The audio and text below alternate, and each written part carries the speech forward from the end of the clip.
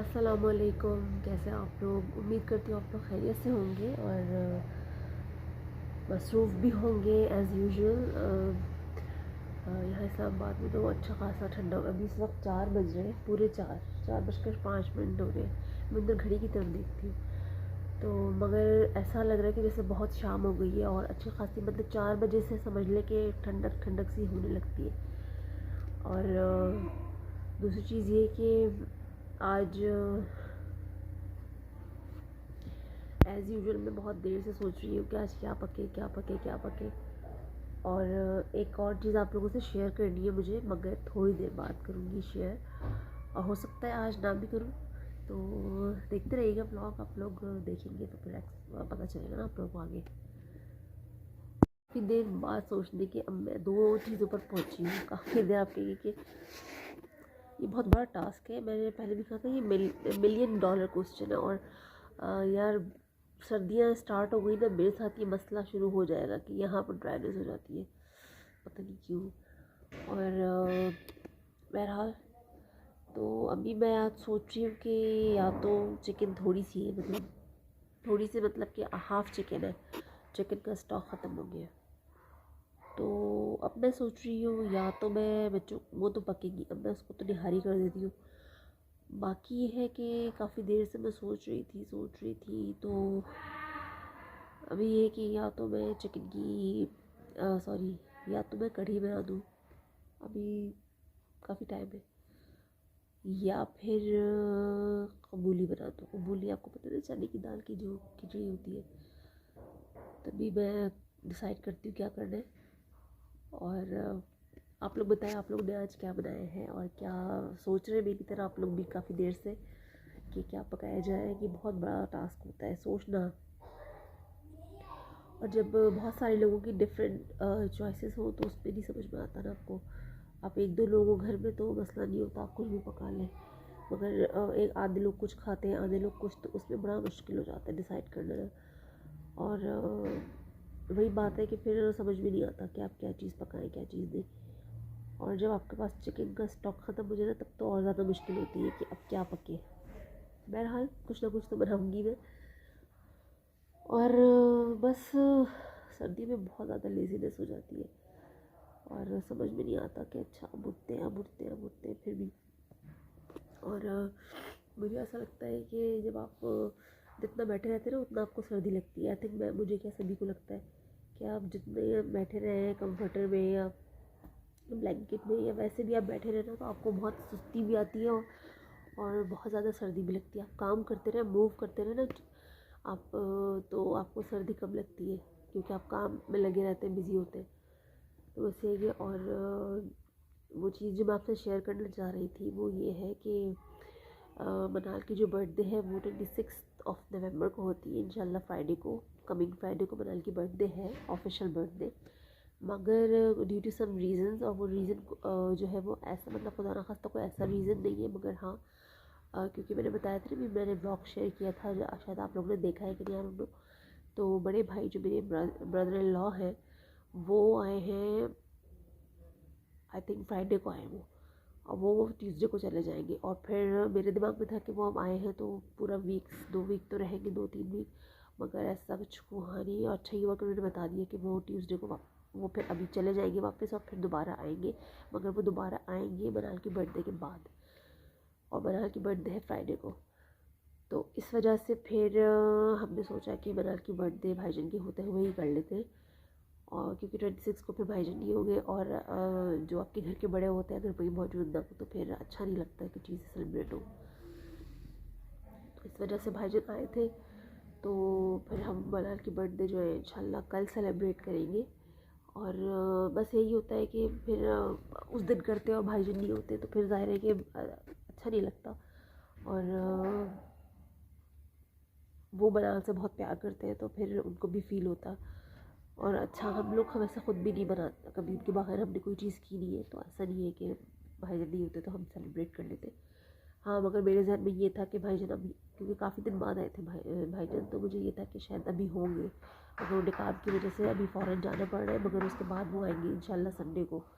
तो फिर वो एक्चुअली वो बीच का टाइम रहे कि बर्थडे का टाइम निकल चुका होगा, और फिर वो आगे का तो फिर बच्चों को बड़ा वो होता है कि हमारी बर्थडे तो गुजर गई। तो इसलिए अब कल हो रही है, तो वो ज़्यादा खुश है कि अच्छा है मेरे पहले बर्थडे ज़्यादा पहले बन जाएगी। तो इस वजह से बस मनाल की बर्थडे इंशाल्लाह हम कल सेलिब्रेट करेंगे। और यहाँ पर तो हमारे कोई इतने ज़्यादा लोग हैं नहीं, ज़्यादातर कराची में हमारी सारी फैमिली कराची में है, मगर यहाँ पर जो हमारी रे सबसे करीबी है वो फरा भाभी है और उनकी फैमिली है।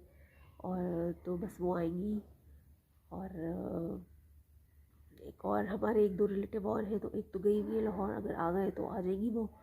और बस तो ये इस्लामाबाद में इतने लोग हैं नहीं, तो बस फरा भाभी को हमेशा याद रहती है, तो वो तो वैसे ही खुद आ जाती है। और वो मनाल से बहुत प्यार भी करती है, डिन्ना बहुत मनाल से प्यार करती है। उसकी शादी भी हुई रिसेंटली, जो मैंने आपको ब्लॉग्स में शेयर भी किया था। तो बस यही है कि बच्चे बस खुश हो जाते हैं। और बचपन की बर्थडेज़ जो होती है वो बहुत ज़्यादा धूमधाम से सेलिब्रेट की जाती है, जब बच्चों को अकल नहीं होती है। और जब अकल होती है आती है, उनको समझ आती है अपनी बर्थडे की कि बर्थडे क्या होती है और क्या होता है, तो फिर हम उस तरह से धूमधाम से सेलिब्रेट नहीं करते। तो ये बड़ी अजीब सी चीज़ है। सब फर्स्ट बर्थडे में तो बच्चे को इतना ज़्यादा सेंस ही नहीं होता, और उसी बर्थडे को हम बहुत ज़्यादा शान शौकत से और धूमधाम से मनाते हैं, चाहे वो सबका यही है। और जब बच्चे को सेंस होती है, जब अकल आती है, तो फिर हम कहते हैं अब तो छोड़ो, अब तो थोड़े से लोगों को बुला के कर लो, घर में कर लो। तो मेरा अपना ओपिनियन ये है कि बच्चे की धूमधाम वाली बर्थडे उस वक्त मनानी चाहिए जब बच्चे को ज़्यादा समझ हो, एटलीस्ट भी वो 3-4 साल का तो हो। मगर हम लोग फर्स्ट बर्थडे को ज़्यादा प्रेफर करते हैं, तो वो खैर सबका यही होता है।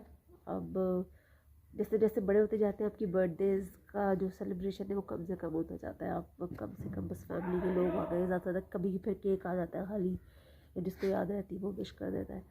तो बस यही होता है, खैर सभी के साथ यही होता है। और फिर अब और बड़े हो जाते हैं तो फिर तो याद ही नहीं रहती किसी को, फिर तो बस घर के जो लोग हैं उन्हें याद रहेगी तो सही है, अदरवाइज़ नहीं। फिर आपके घर के जो फैमिली इमीडिएट फैमिली होती है या एक्सटेंडेड फैमिली में से जिनको याद रहता है वो कर देते हैं। तो बस यही चीज़ें होती हैं। अच्छा, फाइनली मैंने जो है वो सोच ली है, डिसाइड कर लिया है, चढ़ा भी लिया है। और मैंने चढ़ाई है कढ़ी, और साथ में मैंने चिकन की थोड़ी सी, मैंने बताया था ना चिकन थोड़ी है तो निहारी चढ़ा दी, और बस ये पकती रहेगी। और उसके बाद मैंने पकौड़ों का बेसन भी घोल के रख दिया है ताकि वो अच्छा कम से कम काम हो। और कढ़ी पकाना इतना मुश्किल होता नहीं, मैंने आई थिंक अब एक दफ़ा और बीच में बनाई थी, और अब सेकंड टाइम बना रही हूँ, और फर्स्ट टाइम तो बहुत पहले बनाई थी। तो ये है कि वो पकती रहती है, और कढ़ी का ये कि जितनी देर पकती है उतनी ही मज़े की होती है, उतनी ही अच्छी होती है। तो खैर अभी तो 5 बजे थे, बज रहे हैं या 5 बजे हैं, तो 6, साढ़े 6, 7 बजे तक भी पकती रहेगी। हाँ नहीं, बल्कि अब 5 बजे हैं, मैंने आपको बताया ना 5 अब बजे हैं। तो 5 से 6, 6 से 7 बजे तक तो 2 घंटे काफ़ी हैं आई थिंक। तो बस ये हो जाएगा, और निहारी तो बस हो जाएगी ये भी।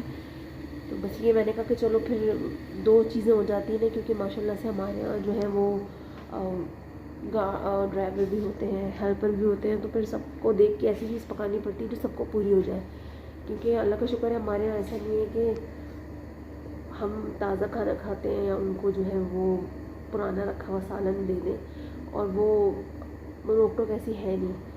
तो फिर ये होता है कि ऐसी चीज़ पकाओ जो सबको पूरी भी हो जाए और सब खा लें, क्योंकि अच्छा नहीं लगता ना हम कहें नहीं तुम मत लो और आप दूसरा रखा हुआ कोई चीज़ ले लो। तो ऐसा होता भी नहीं है और ना हम करते हैं। तो बस और अभी मेरी आवाज़ आपको नज़ले वाली लग रही है, अल्लाह का शुक्र है सांस का प्रॉब्लम तो मेरा बिल्कुल अल्लाह का शुक्र है, एहसान है कि कहते हैं किसी डॉक्टर के हाथ में शिफा होती है, और बहरहाल शॉर्ट्स का भी असर है। उसके बाद तो कोई हल नहीं था, अगर अल्लाह ना करे उसके बाद भी अगर सांस इसी तरह फूलती तो फिर मसला था। मगर अल्लाह का शुक्र है जब से मैंने वो शॉर्ट के कोर्सेज़ किए थे तो उसके बाद से मेरा सांस का प्रॉब्लम नहीं है। हाँ ये नज़ला है वो तो मुझे 12 महीना रहता है, ज़रा सा मैं अगर यूँ कर लूँ अभी तो मुझे बहना शुरू हो जाएगा नज़ला। तो है वो तो उसकी वजह से आपको लग रहा होगा कि आवाज़ ज़रा सी भारी भारी सी, मगर ऐसा तबीयत सही है।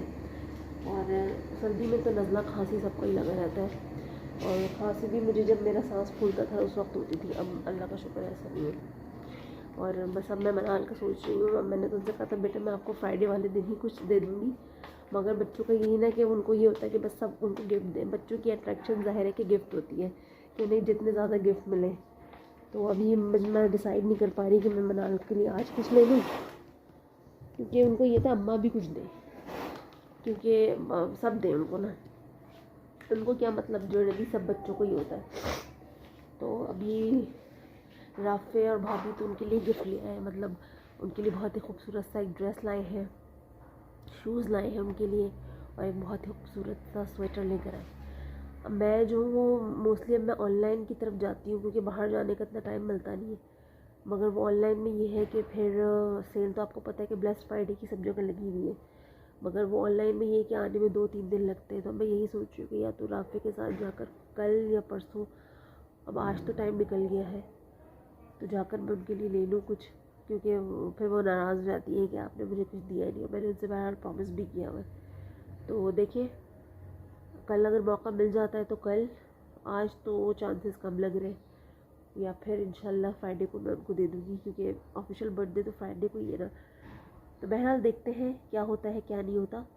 और आप लोग बताएं कि आप लोगों की किस किस की नवंबर में आती है। हमारे यहाँ नवंबर में मेरा की मैंने अभी बताया था कि अफनान की जो बेटी है मेरे नेफ्यू की, उसकी भी गुजरी है 11 को, और उसके अलावा जो है एक और मेरे है नेफ्यू है, उनकी गुजरी है। अभी रिसेंटली जो है वो उस्मान की आएगी, जो मेरे एक और नेफ्यू है, 2 नेफ्यू है, और एक और छोटे हैं मोइद, उनकी आएगी 28 को।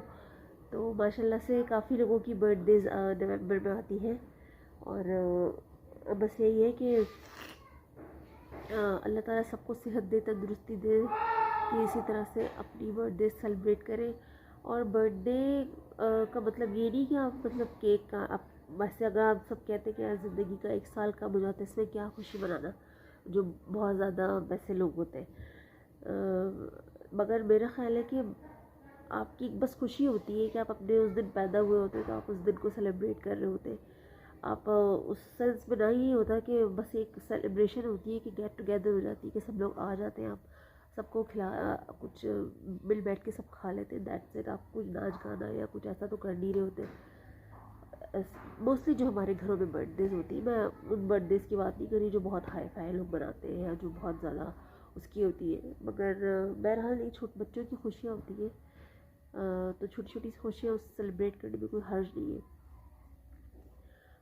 कुछ नहीं तो आप सिर्फ केक ही ले आए घर पे और उसको काट लें। वैसे भी तो केक आप खाते ही हैं, तो उस दिन भी खा लें, ऐसी कोई ऐसी बढ़ती है। बाकी ये कि बस दुआ दे कि अल्लाह ताला सबको सेहत दे, तंदुरुस्ती दे, और इसी तरह साथ खैरियत के अपनी ज़िंदगी आगे गुजरे की, और अच्छी गुजरे, और आने वाले साल आने वाले दिन उनके लिए इसी तरह खुशियाँ लेकर आए, पढ़े लिखे अपना बेहतर ज़िंदगी गुजारें आगे। बस ये दुआ है सबके लिए, सारे बच्चों के लिए, जो भी आने वाले हैं, जो आ चुके हैं, जिनकी आने वाली है, जिनकी गुजर चुकी है, सबके लिए। और बस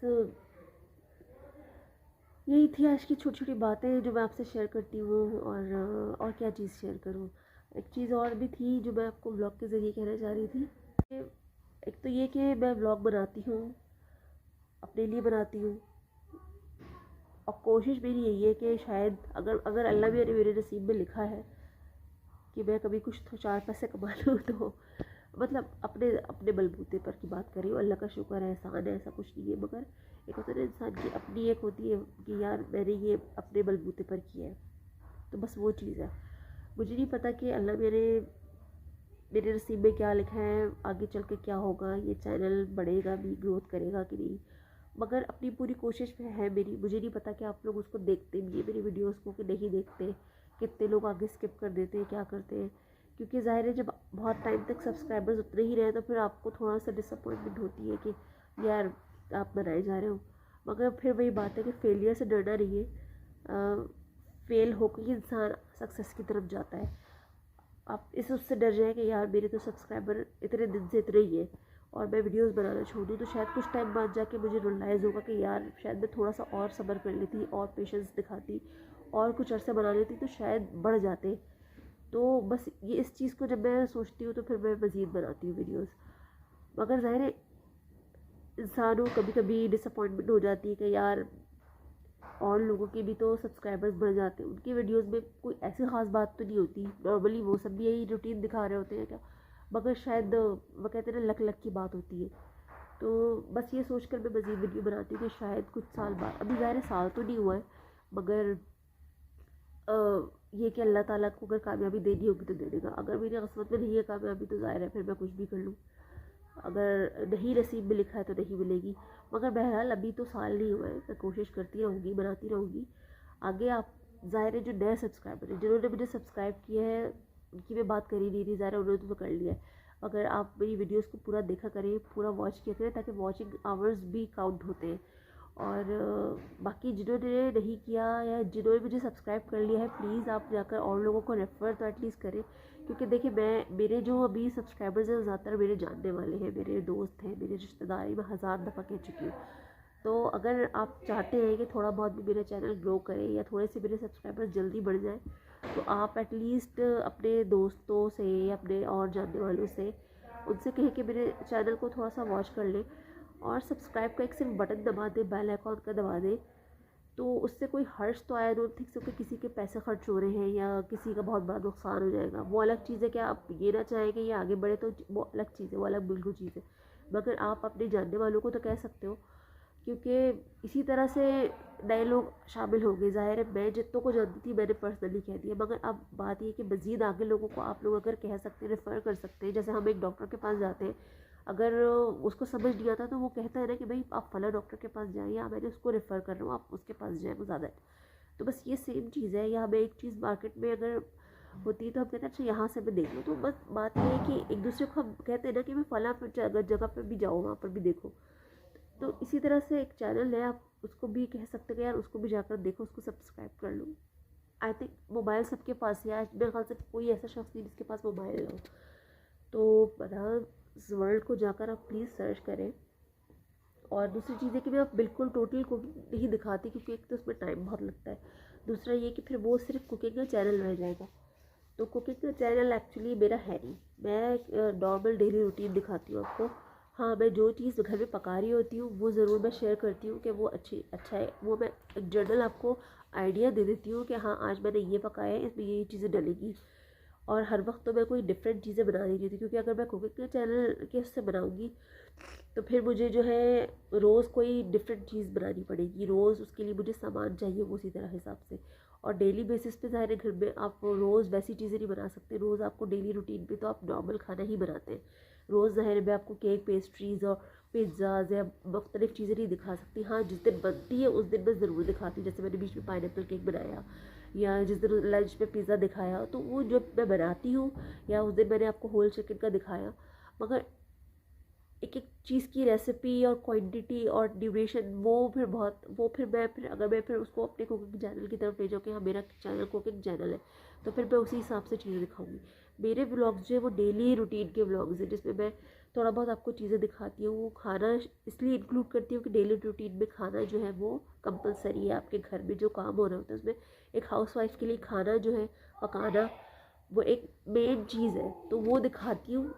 तो उस पर आप अगर मुझसे कुछ चीज़ पूछना चाहते हैं या मैं कोई चीज़, तो वो आप ज़ाहिर एक दाल है उसको मेरी अम्मी बिल्कुल अलग तरीके से दाल बनाती है, यहाँ पर मेरे ससुराल में बिल्कुल अलग तरीके से बनती है। तो उनके यहाँ कुछ दालें बनती है, यहाँ पर कुछ दालें बनती है, तो हर एक घर का अलग तरीका होता है। तो वो मैं एक तरीका बता देती हूँ आपको कि मैंने इसमें ये चीज़ें डाली है, आपको अगर डालनी है ठीक है, आप अपने तरीके से बनाए, वरना तो बस ये सारी चीज़ें होती है। तो प्लीज़ काइंडली आप लोग सपोर्ट करें। बार बार पता नहीं समटाइम मुझे अच्छा भी नहीं लगता कि यार मैं क्या बैगिंग कर रही हूँ, मगर आप लोग सपोर्ट करेंगे तो ही चीज़ें आगे जाएंगी। तो प्लीज़ सब्सक्राइब करें। अगर आपको कोई चीज़ समझ नहीं आती, आपको लगता है कि यार इसमें ये चेंजेस आप करें, तो वो मुझे ज़रूर बताएं। आपकी सजेशंस मेरे लिए बहुत इंपॉर्टेंट रखती है। मगर आप एटलीस्ट वीडियो को देखें, उसको सब्सक्राइब तो करें, लाइक तो करें, कमेंट तो करें, ताकि मुझे पता तो चले एटलीस्ट। तो बस ये इतनी सी चीज़ थी जो मैं कहना चाह रही थी आज आपसे। और अच्छा ये देखिए, ये कढ़ी चढ़ी हुई है और हल्की आंच पर पक रही है। ये मैंने नहाई है, इसमें चिकन डाल दिए। और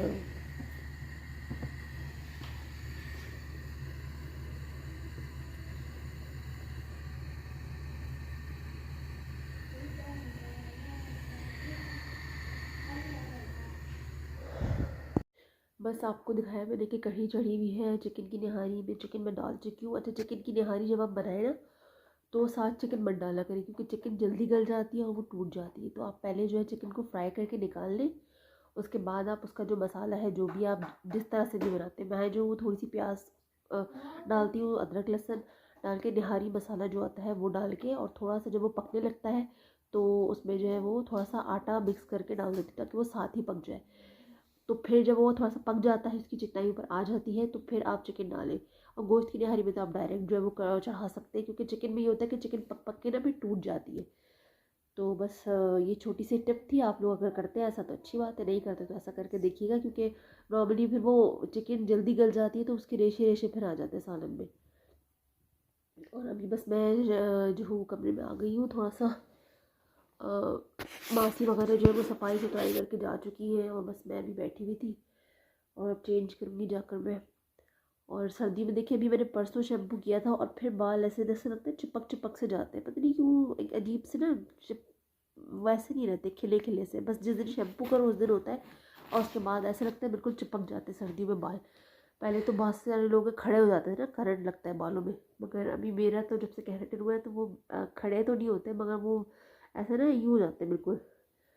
आप लोग बताएं, आप लोगों को क्या होता है। और बस नज़ले का ज़ोर है, मतलब ऐसे मोटी मोटी सी आवाज़ आ रही है ना, तो वो नज़ला है। और एक चीज़ मैं आपसे, एक और बात मैं आपसे शेयर करना चाह रही थी, वो ये थी कि आप लोग जो है कमिंग सून जो एक ड्रामा आने वाला है सिनफ़े आहन, एयरवाइज से आने वाला है। मुझे नहीं पता कैसा होगा, ट्रेलर से तो जो टीज़र आ रहे हैं, टीज़र से तो बहुत अच्छा लग रहा है, तो आई होप कि वैसे दिखने में भी अच्छा होगा। और फर्स्ट टाइम ऐसा हुआ है कि ख़वातीन को दिखाया गया है आर्मी में। वैसे तो अक्सर एक छोटे मोटे रोल में दिखाया जाता है, जैसे कि अभी आया था ऐद वफ़ा, उसमें वो लेडी डॉक्टर बनी थी, मगर एक जो पूरा प्रोसेस होता है वो बहुत कम दिखाया जाता है। अभी आया था वो एक माया खान का, जिसमें वो बनी थी, एक है निगार निगार। मगर अब ये प्रॉपर एक ड्रामा है जिसमें सारी वो स्ट्रगल दिखाई गई है, जो एक आर्मी ऑफ एयरफोर्स में या आर्मी में जाते हैं लोग, तो क्या क्या उनको करना पड़ता है, मेहनत और हार्ड वर्क, वो सारी चीज़ें। तो वो अब तक जो ड्रामे बन रहे थे तो वो उसमें लड़कों का दिखाया जाता था, तो अभी लड़कियों के उससे दिखाया गया है कि लड़कियां भी वो सारी फील्ड चूज़ कर सकती हैं और उसी तरह से मेहनत करके आगे बढ़ सकती है। सिर्फ कुछ हमारे शोबे जिसमें कहा जाता है सिर्फ लड़के ही जा सकते हैं या लड़कों के लिए ही है, तो ऐसा नहीं है। और लड़कियों को कहा जाता है ना कि वो सिनफ़े नाज़ुक है, तो आई डोंट थिंक सो कि वो सिनफ़े नाज़ुक है। वो सिनफ़े नाज़ुक से सिनफ़े आन तक का सफ़र बड़ी आसानी से कर सकती है। तो औरत जो है उसको हमेशा कहा जाता है कि वो सिनफ़े नाज़ुक है, सिनफ़े नाज़ुक उसके लिए लफ्ज़ इस्तेमाल किया जाता है। ख़ास तौर पे हमारे जो शायर हज़रात हैं, उन्होंने औरत को पता नहीं एक क्या चीज़ पेश करके उसको लाते हैं सामने, कि जैसे हिरन जैसी चाल, सॉरी मोरनी जैसी चाल, हिरनी जैसी आँखें, और घटाओं जैसे बाल और पंखुड़ी जैसे होंठ। तो भाई उसको कुछ इंसानों वाली इसमें खूबियाँ हैं या नहीं है, और सिर्फ जानवरों और नॉन लिविंग थिंग्स सारी चीज़ें जो है उसके अंदर है। भाई आप एक औरत है तो उसको उसके जो उसके हिसाब से करो, मतलब उसको जानवरों से तशबीह क्यों देते हैं। हमेशा आप देख रहे हैं शायरी में गज़ाली आँखें, तो घटाएं काली घटा जैसे बाल, और सितारा आँखें, चांद चेहरा। तो भाई मतलब ये बिल्कुल एक अजीब अननेचुरल सी चीज़ हमेशा औरत के लिए डिस्कस की जाती है। तो और हमेशा इस तरह की, तो मुझे तो बहुत फ़नी लगता है। और इसी तरह राइटर हैं हमारे, तो कुछ सारे सब की बात नहीं कर रही, मगर कुछ जो है वो औरत को इतना ज़्यादा मज़लूम और बहुत ज़्यादा तक कि सबसे ज़्यादा उस पर जुल्म हो रहा है, वो बहुत ज़्यादा बेचारी है। No, I don't think so कि औरत बेचारी है या औरत पे जुल्म हो रहा है। मेरे ख़्याल से पहले का तो मैं नहीं कह सकती, मगर आज की औरत, और पहले भी आप देख लें, अगर हम बात करें अगर हुज़ूर सल्लल्लाहु अलैहि वसल्लम के ज़माने की भी, तो उस वक्त आप देख लें कि औरत को फ्रीडम उस वक्त भी था। हज़रत ख़दीजा जो थी वो बिज़नेस करती थी, और एक बिज़नेस वुमन थी वो। तो उस ज़माने में जब औरत को इतना फ्रीडम था कि वो तिजारत करती थी, तो आज देख लें आज के ज़माने में तो औरत को आई थिंक हर तरह का फ्रीडम हासिल है, और वो जो चाहती है, जिस फील्ड में भी जाना चाहती है वो चली जाती है। तो औरत को प्लीज़ कमज़ोर ना समझें। और क्योंकि बज़ाहिर शायद हो सकता है कि वो जिस्मानी तौर पर आप कह सकते हैं कि शायद मर्द जो है वो देखने में बहुत स्ट्रॉन्ग लगता है, मगर मेरा अपना जो ओपिनियन है कि औरत ज़्यादा स्ट्रॉन्ग होती है। क्योंकि जिस तरह सारे मर्द स्ट्रॉन्ग नहीं होते, उसी तरह जैसे जिस तरह सारे मर्द जो हैं वो कहते हैं ना कि गुस्से वाले नहीं होते, इसी तरह जैसे सारी औरतें भी कमज़ोर नहीं होती। जिस तरह सारे मर्द कमज़ोर नहीं होते, इस तरह सारी औरतें भी कमज़ोर नहीं होती। तो उसमें भी कैटेगराइज है कि कुछ जो है वो इमोशनल होती हैं, कुछ कमज़ोर होती हैं। मैं ये नहीं कह रही कि बिल्कुल ही नहीं होती, मगर एक कह देना चाहिए ना कि सिंबल नहीं बना लेना चाहिए कि औरत ही कमज़ोर है, औरत ही मजलूम है। बहुत सारे मर्द भी मजलूम होते हैं, मर्द भी कमज़ोर होते हैं, मर्द भी कमज़ोर दिल होते हैं। और मेरा अपना मानना है कि मर्द शायद ज़्यादा कमज़ोर दिल होते हैं, मर्द शायद जल्दी हिम्मत हार देते हैं एज़ कम्पेयर टू वुमेन। औरत के औरत जो है वो जल्दी हिम्मत नहीं हारती, वो स्ट्रांग होती है, वो ज़्यादा कहते ना अंदर से मजबूत ज़्यादा होती है। मर्द चीज़ ज़्यादा घबरा जाते हैं, मर्दों के अंदर इतनी ज़्यादा मेरा नहीं अपना जो ओपिनियन वो ये है कि वो जल्दी, क्योंकि अगर मैंने जो आसपास अपने अभी करीबी उसमें देखा है कि मर्द जल्दी घबरा जाते हैं हमारे यहाँ। तो हो सकता है ऐसा ना हो, मगर अब मेरा अपना पॉइंट ऑफ व्यू है।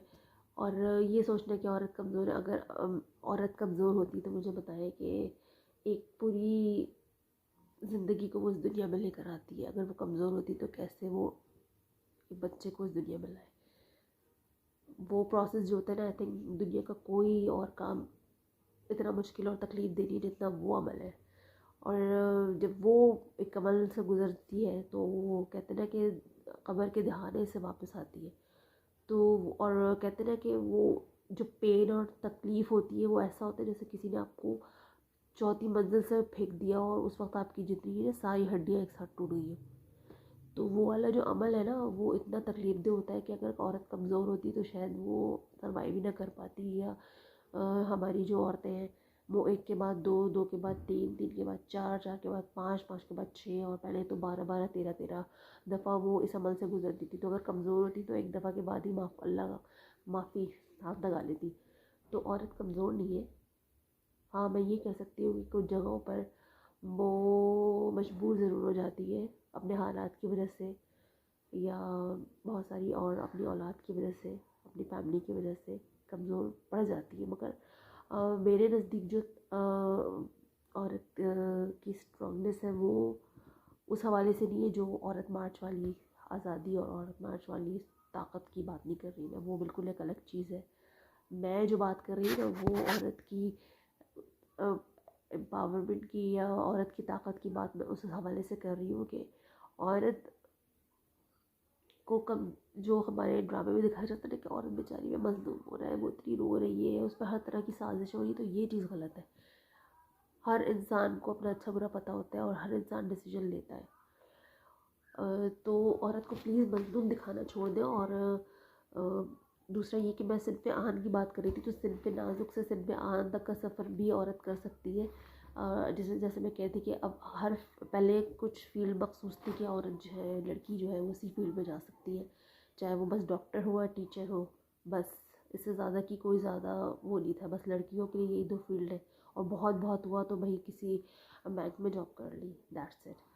बट अब ऐसा नहीं है, अब हर फील्ड में माशाल्लाह से लड़कियां आगे जा रही हैं।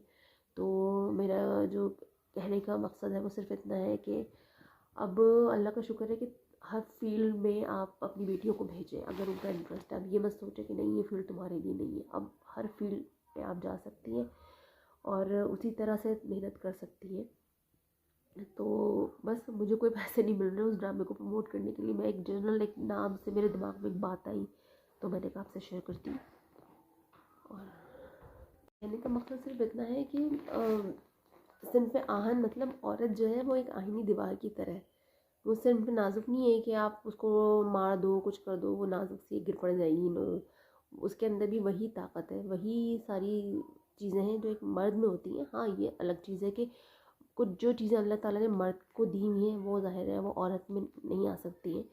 मगर कुछ अब वो फील्ड्स के हवाले से अगर मैं बात करूँ तो अब सारी फील्ड्स जो हैं वो उसमें मर्द और औरत बराबर काम कर सकते हैं। बस थोड़ी सी आप कह लो कि फ्रीडम कह लो कि कुछ चीज़ों पर अभी भी हमारे पेरेंट्स थोड़ा सा झिझकते हैं कि अच्छा वहाँ जाओगी, ये करोगी। बट मेरे ख्याल से वक्त आहिस्ता आहिस्ता बदल रहा है और लोगों की सोच भी बदल रही है। तो अच्छी और पॉजिटिव चीज़ अगर है तो आपको उसको अपनाने में कोई हर्ज नहीं होना चाहिए। हाँ, अगर वो नेगेटिव चीज़ है तो फिर आप ज़ाहिर है करें, मगर ओवरऑल में एक सिर्फ जो है ना, एक ओवरऑल मैं बात कर रही हूँ कि बहरहाल औरत स्ट्रांग है। हाँ, ये अलग बात है कि कम इमोशनल भी हो जाते हैं, तो बहुत सारे मर्द भी इमोशनल हो जाते हैं, बहुत सारी सिर्फ औरत ही इमोशनल नहीं हो जाती। और मर्दों को भी इमोशनल होने में कोई बुरी बात नहीं है। हमारे यहाँ एक्चुअली एक कहते हैं ना कि एक पता नहीं क्या वर्ड इस्तेमाल करना चाहिए कि एक मिथ कह लो, या ये कि बच्चे को हमेशा कहते हैं लड़कों को कि लड़के स्ट्रांग हैं, बेटा आप स्ट्रांग हो। लड़कों को हमेशा ये लफ्ज़ कहते हैं बेटा आप तो स्ट्रांग हो, और लड़के थोड़ी रोते हैं, या बेटा आपको थोड़ी चोट लगी। नो, बच्चा वो लड़का है, उसको भी चोट लग सकती है, वो भी रो सकता है, उसको भी तकलीफ़ हो सकती है। तो बच्चों को हमारे यहाँ स्पेशली लड़कों को ये ट्रेनिंग दी जाती है कि बेटा तुम्हें रोना नहीं है, तुम्हें चोट लगी है तो कोई बात नहीं, या तुम तो लड़के हो, तुम्हें तो ये करना चाहिए। वो एक बच्चा है, बचपन से ही आप उसको अगर माइंड में ये डाल दोगे तो फिर क्या होता है कि वो बेचारे अपने जज्बात का, अपने इमोशंस का इजहार नहीं कर पाते और इसी तरह अंदर ही अंदर घुट जाते हैं। तो और इसी तरह लड़कियों के लिए भी एक लड़कियों है, तुम लड़की हो, तुम ये काम नहीं कर सकती है, तुम लड़की हो, तुम तो नाजुक हो, तुम ये कैसे करोगी, तुम वहाँ पे तो सारे नो। तो दोनों जगह पर जो है ना डिफ्रेंशिएट नहीं करना चाहिए। दोनों की परवरिश एक तरह से करें कि चोट लगी है तो उसको दर्द भी होगा, अगर उसे किसी बात से हर्ट हुआ है तो वो रोएगा भी या रोएगी भी, और अगर उसे कोई बात बुरी लगी है तो वो बोलेगी। वो जिस फील्ड में जाना चाहती है आज़ादा ना, उसको आप अपनी राय का इजहार करने का हक़ है। तो ये सारी चीज़ें हैं, ये एक डिस्क्रिमिनेशन नहीं करनी चाहिए कि ये फील्ड जो है लड़कों की, ये सिर्फ लड़के ही करेंगे। तो अब वक्त बदल गया है, अब सिर्फ एक दो फील्ड्स नहीं, अब तो अल्लाह का शुक्र है बहुत सारी फील्ड्स हैं। और अब वो हमारा ज़माना भी नहीं है यार कि आप सोचते ही रह जाएं बस कुछ करें नहीं। अब तो अल्लाह का शुक्र है, अब बच्चे जो अपने पेरेंट्स से बहुत ज़्यादा फ्री है, अपने दिल की बात कर देते हैं। और मेरा ख्याल अच्छा है कि अब बच्चों को पेरेंट्स के साथ फ्रेंडली रिलेशनशिप रखना चाहिए, रिस्पेक्ट अपनी जगह, मगर उससे ये होता है कि बच्चे बाहर दोस्तियाँ बनाते नहीं हैं, वो अपने माँ बाप से हर चीज़ शेयर करते हैं। पहले हमारी माँ बाप ने पहले से भी पहले कि बाप का जो वो कहते हैं ना, हमें जैसा बना दिया जाता था कि अरे अब्बा अब्बू आ रहे हैं, अब्बा आ रहे हैं, डैडी आ रहे हैं, तुम्हारे बस खामोश हो जाओ, तो सन्नाटा था जैसे घर में बाप नहीं कोई पता नहीं कौन आ जाता था कि खामोशी से नाटा, अब्बा से ये बात नहीं करनी। अरे भाई वो तुम्हारा बाप है यार, क्यों इतने डर और खौफ पैदा कर देते हो बापों के लिए। तो अब वक्त चेंज हो रहा है, अब फादर्स जब आते हैं तो वो, अब आजकल के बाप तो खैर खुद भी बच्चों से बहुत ज़्यादा लगते हैं, और ये कि बच्चे अपने फादर से बहुत ज़्यादा अटैच भी होते हैं और उनसे हर चीज़ डिस्कस कर लेते हैं, जो कि पहले हम लोग नहीं करते थे अपने फादर से, या जो फ्रैंकली वो बच्चे आजकल के बोल देते हैं वो हम लोग नहीं बोलते थे। तो मुझे लगता है कि ये चीज़ अच्छी है यार, अच्छा है, कम से कम दिल में तो नहीं रखते ना, बोल देते हैं। अब जैसे मुझे बहुत टाइम बाद इस यूट्यूब के ज़रिए मौका मिला है बोलने का, तो शायद पहले यूट्यूब होता हमारे ज़माने में तो शायद जल्दी मैं यूट्यूब चैनल बनाती, मगर खैर कोई बात नहीं, हर चीज़ का एक वक्त होता है। शायद मेरा भी यही वक्त है, और मुझे नहीं पता कि ये कहाँ तक जाएगा, मगर बहरहाल आप लोगों से मैं चीज़ें, अपनी दिल की बात, अपने जो भी मेरे थॉट्स से शेयर कर देती हूँ। अब ज़रूरी इसमें नहीं है कि आप उससे एग्री ही करें, मगर जो मेरी अपनी है तो बस last but not the least के औरत के लिए सिर्फ नाजुक का लफ्ज़ मुझे अजीब सा लगता है कि मुझे तो कहीं से सिर्फ नाजुक नहीं लगती औरत।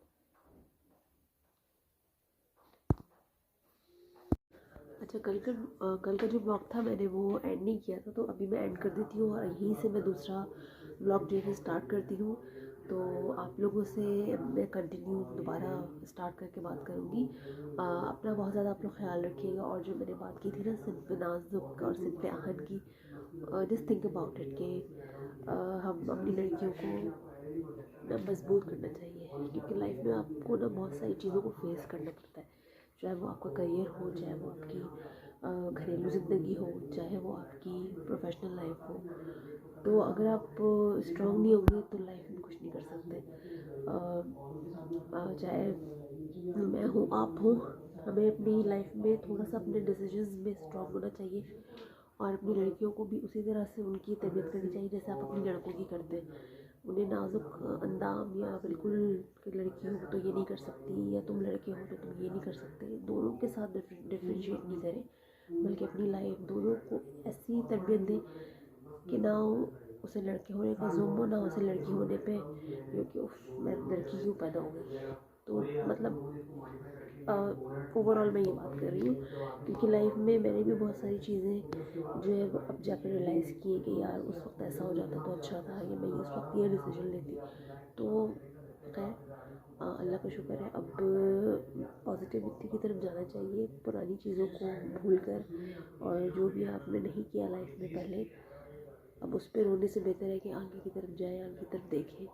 तो मैं हूँ, आप जो भी हो, अब आगे आप पिछला रोने से बेहतर है कि आप अभी आप आज जो है वो संवारें और आने वाले कल की तरफ देखें। और कल से भी ज़्यादा ये है कि अभी जो आज आप ज़िंदगी जी रहे हो उसको बेहतर करें, और जो पहले नहीं कर सके वो अब कर लें जो आप चाहते थे अपनी लाइफ में। और बस अपनी बच्चियों को स्ट्रॉन्ग बनाएं। कहते हैं ना आहिनी दीवार, कहते हैं ना, तो आहन का क्या मतलब है कि एक मजबूत हो, कमज़ोर ना बने। ठीक है, तो बस ये छोटी सी बात थी। और बस आज मनाल का मैंने अपने ब्लॉग में ही कल के जिक्र किया था कि मनाल का बर्थडे है, तो आज बस बर्थडे ही है, तो चलिए आगे का ब्लॉग आपको अभी दूसरे उसमें दिखाऊंगी। चलिए फिर इंशाल्लाह अपना बहुत ज़्यादा ख्याल रखिएगा। मेरी कोई बात आप लोग को बुरी लगी हो तो मुझे बताइएगा, अगर अच्छी लगी हो तो भी बताइएगा। इंशाल्लाह आप लोगों से मैं अभी मिलती हूँ थोड़ा सा चेंज करके और बताती हूँ मैं क्या क्या बना है और कौन आ रहा है कौन नहीं आ रहा और बनाल क्या पहन रही है, सब चीज़ें बताती हूँ आपको। तो मेरे साथ रहिएगा। अल्लाह हाफ़िज़ and stay tuned with me.